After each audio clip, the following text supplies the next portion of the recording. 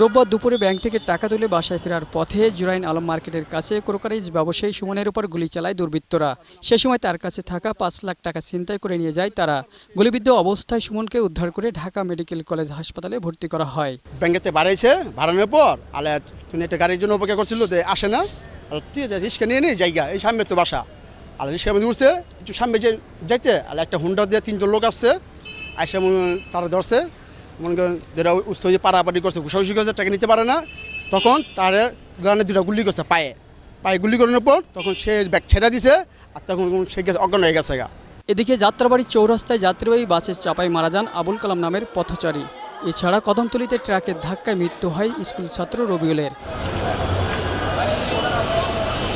অন্যদিকে হাতিরঝিলে ঝাঁপ দিয়ে আত্মহত্যার চেষ্টা চালায় গুলশানের শাহজাদপুর ইসলামিয়া উচ্চ বিদ্যালয়ের 9ম শ্রেণীর এক শিক্ষার্থী। আহত অবস্থায় তাকে ভর্তি করা হয় ঢাকা মেডিকেল কলেজ হাসপাতালে।